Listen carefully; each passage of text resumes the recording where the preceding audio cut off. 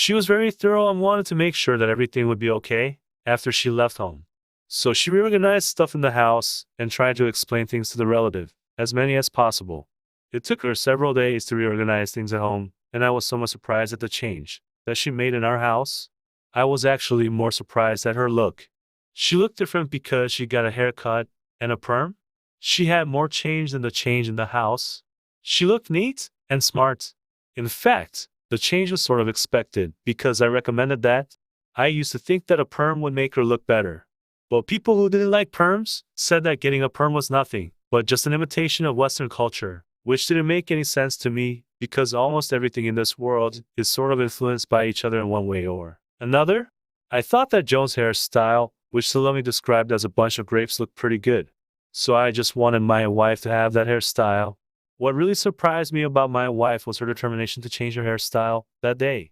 In fact, she'd been on the fence for a long time. All of her friends didn't stick to tradition. Rather, they were open-minded.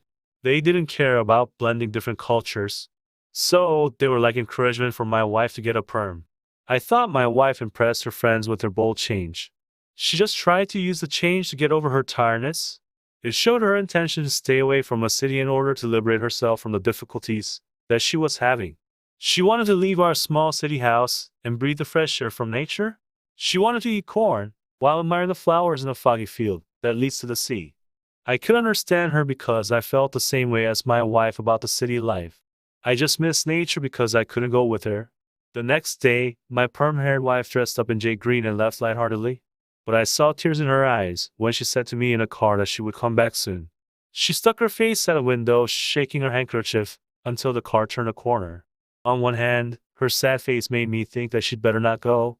On the other hand, I hoped that she would have a great time in her hometown and come back in better health.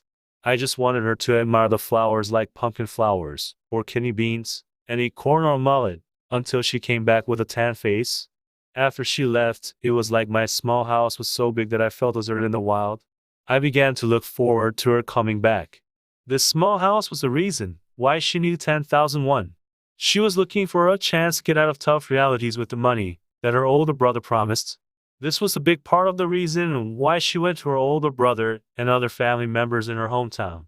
I didn't know if it was good or not, but most of my wife's friends were wealthy women who gave my young wife indirect contact with luxury and other enjoyments. They are old women who have married sons. They said that my wife was better than any of the other daughter-in-laws in the neighborhood. This was a compliment among the older generation, but my wife is just slightly over 20 years old, and it's pretty natural for her to have an interest in things that materialism can buy. I guess no interest in materialism is only possible for a monk living in the mountain away from the world. So materialism is not the thing only for girls, but also for all human beings. But is there any material that can satisfy you? I don't think so, because being satisfied does not depend on how much you have, but on how you think you need. I don't like the way the wealthy women see the world, and in some way, I'm kind of worried about my wife who's left for 10,001. Now, I'm just gonna wait and see what's gonna happen to her. When I got married to my wife, her country family was wealthy. But that was the time when many of the rich farmers collapsed, and her family was one of them. Her father died when she was young. So her older brother started his own business, a car company. He had to get secure loans from a bank because of his lack of cash. Actually, mostly their properties were farmlands or forested lands.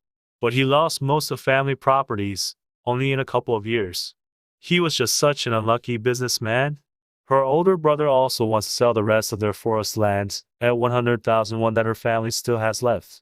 He thinks it's a good timing because a new paper manufacturing company started and got a permission to log in the area. But I don't think there's a good chance for them. My wife has to wish him a good luck because half of the luck is hers. Her older brother promised her to give half of the selling price. However, the other piece of land her brother will sell is the reason why she's going to her hometown this time. She is going to get 10,001 from her older brother. But I don't see any good chance for that either. When I was hoping for her to take care of health rather than the money, I got a letter from her a few days later, after she left. She didn't say anything about flowers, corn, or an orchard, but just about her mom with increasing gray hair, and her niece that has blossomed into a pretty girl. Actually, there was nothing but one piece of news that grabbed my attention. That was she went to see a doctor, and the doctor said she was suffering from a nervous breakdown. It was interesting that a doctor in a countryside clinically diagnosed her case, that a doctor in a city hospital couldn't. Anyway, getting the diagnosis turned out to be another reason for her to go to her hometown. It would be my responsibility if the doctor was correct. So I hoped she would get better while staying in the countryside. I thought it was a good chance to take care of her health, because she could stay away from the stress in a city, spending time in nature. I said it to my wife in my reply. I imagine her enjoying walking in the orchard, hanging out with her nieces and neighbors.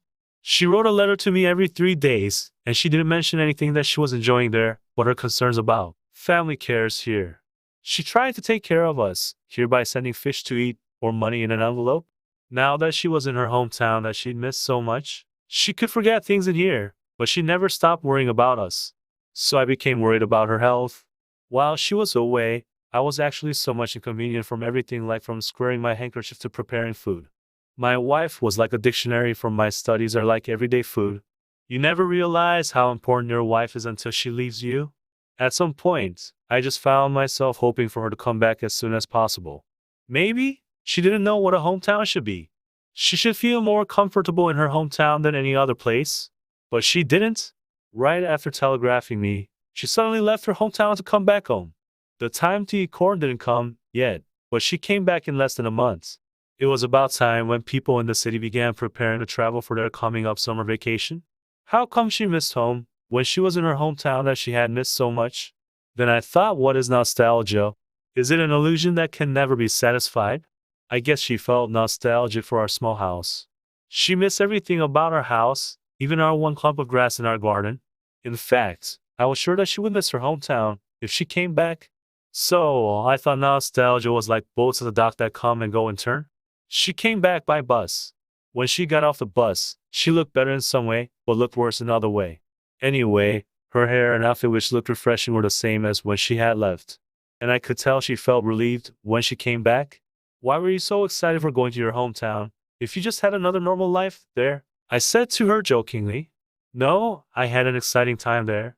Look at my dark face. But I didn't want you to keep eating junk food, so I came back early. She said. Why didn't you wait until you could eat corn? I asked her. The corn silk turned red when I left, and I told them to send me some by train when the corn is ready. She said. Your bag is filled with 10,000 won, isn't it? I said. That could have happened, she said, smiling shamefully. She failed to achieve her goal.